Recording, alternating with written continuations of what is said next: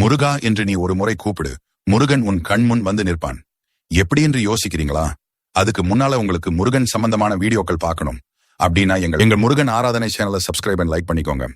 முருகனிடம் நாம் வேண்டும் பொழுது நாம கூறுவோம், முருகா, நான் யாருக்கோ அஞ்சி அஞ்சி வாழ்க்கையை வாழ்ந்து கொண்டிருக்கிறேனே, எனக்கு அஞ்சாத நிலைமையை எப்போ தருவாய்?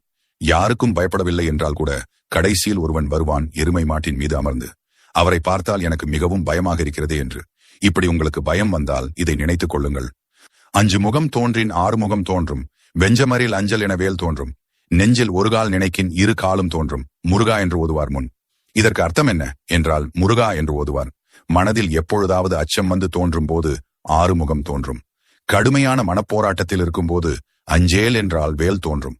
மனதில் இப்படி ஒரு பொழுது நினைத்தால் அவனது திருத்தாள் தோன்றும் என்பது இதன் அர்த்தமாகும். ஆக நீ முருகா என்று ஒரு தரம் உண்மையா அவனை நினைத்து சொல், அவன் உன் முன்னாடி வந்து உன்னோடு நிற்பான். முருகனே, நேரில் வரும் அளவிற்கு நாங்கள் அவ்வளோ புண்ணியம் பண்ணியிருக்கிறோம் அப்படின்னு கேட்டா, அதுக்காக அருணகிரிநாதர் நமக்கு சொல்றாங்க, நீ கவலையே படாதே, அவனுடைய வேல் இருக்கிறது, மயில் இருக்கிறது, அது உன்னை நிச்சயம் பாதுகாக்கும் என்று சொல்லி மறக்காமல் லைக் அண்ட் சப்ஸ்கிரைப் பண்ணிட்டு கமெண்ட்ல வெற்றிவேல் முருகனுக்கு ஆரோகரா என்று பதிவிடவும்.